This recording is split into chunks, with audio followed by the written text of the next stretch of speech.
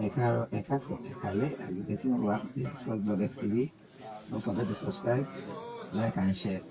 Sunday Igboho nìyẹn o, wọ́n ti tún lọ sí ìlú Ìpapọ̀ ní ìlú Ọ̀yọ́ ní bó ṣe rìn gbogbo àwọn orin yẹn pẹ̀lú gbogbo àwọn lọ́balọ́ba ní ilẹ̀ Yorùbá fún àtìlẹ́yìn fún security fún ilẹ̀ Yorùbá. Ṣẹ̀rí bí àwọn èèyàn ṣe ń yọ̀ mọ́ Sunday Igboho káàkiri lọ́tún àsìkòsì àti àwọn ọba ilẹ̀ Yorùbá tí gbogbo àwọn ọba ilẹ̀ Yorùbá tó kù náà tó ń bá lè dìde wọ́n gbárùkù tí ọ̀rọ̀ bí àwọn Fúlàní ṣe ń pa wáyé gbogbo àti máa lọlẹ̀ àwọn aráàlú gan wọn ní máa sáré tẹ̀lé Sunday Igboho lẹ́yìn torí táwọn ẹlòmíín bá wò pé pé ilé gbogbo èèyàn dìde wọ́n sáré tẹ̀lé lẹ́yìn wọ́n kíra ẹ̀ lọ́tún àti lọ́sì because ìyà yìí ti pọ̀ jù wọ́n lè rí pé gbogbo àwọn gómìnà wa àti àwọn ọba aládéládé wa wọn ò dá sí ọ̀rọ̀ yìí Sunday náà dáadáa meanwhile àwọn yọjú látàbẹ́ wọ́n kí Sunday láti wájú kí ló fà á tí àwọn ọba ìgbìmọ̀ tí àwọn kan gbé microphone káwọn náà bọ́ta pèsè àfẹ́ pípa ìmọ̀ léyìí ti sú mi o Sunday náà òun nìkan náà ló gbé ìgbésẹ̀ pẹ̀lú bó ṣe ń gbé ìgbésẹ̀ náà bí ìjọba ṣe ń bá fà náà àti rèé àwọn ọba tó yìí ní ẹ̀yìn ìjọba ẹ̀já kúrò lọ́rọ̀ ẹ̀ o káwọn ìjọba tiẹ̀ ṣe mítìn irọ́ ẹ̀ ẹ̀jọ̀ ẹ jẹ́ ká yìí máa gbádùn ètò yìí lọ ìlú Ìpapọ̀ ní Ọ̀yọ́ ní olóyè Sunday Igboho wà.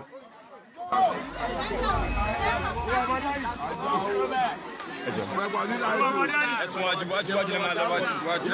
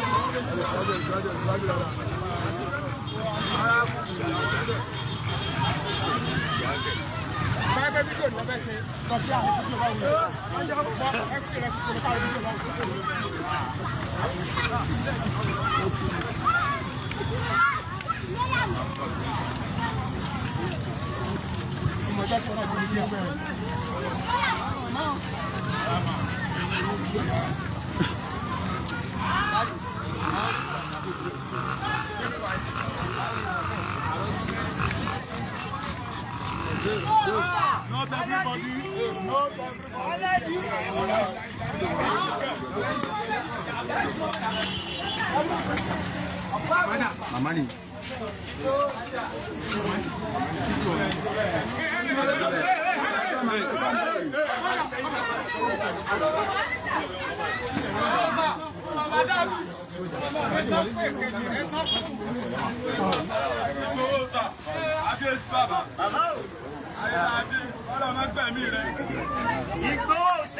ọmọ tó kú ni wọ́n sọ pé sọ̀rọ̀ yìí ṣe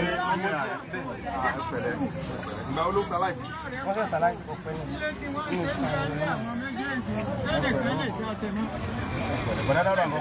wọ́n wà ní ìsàlẹ̀ Ẹ̀mẹ́ la ń gbé. mo ń sọ báwọn náà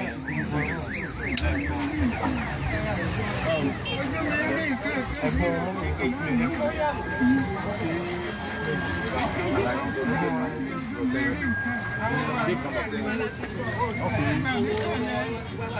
Ìjọ ló ṣaláì. wọ́n kú ọ̀pẹ́ náà sátidé kẹta là ń lè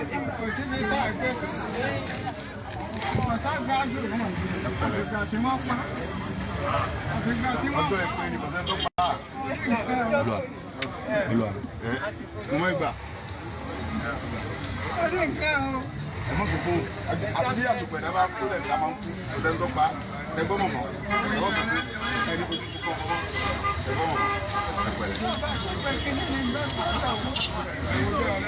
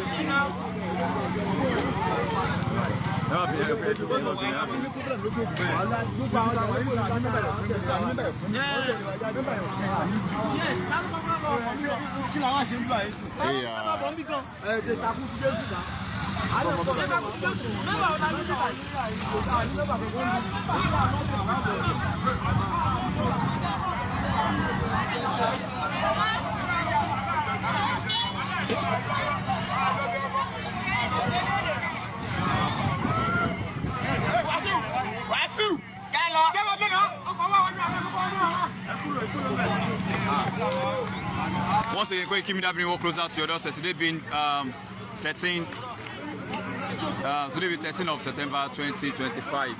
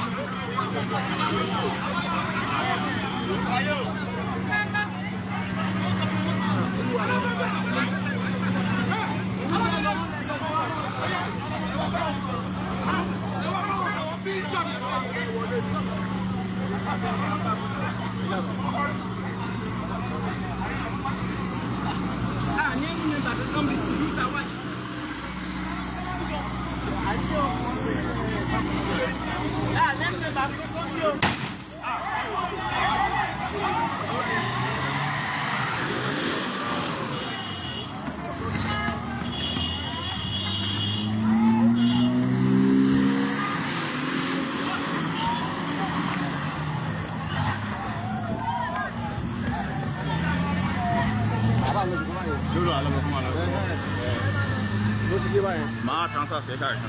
Máa wá transfer fún. Ẹ bá ń ṣílẹ̀.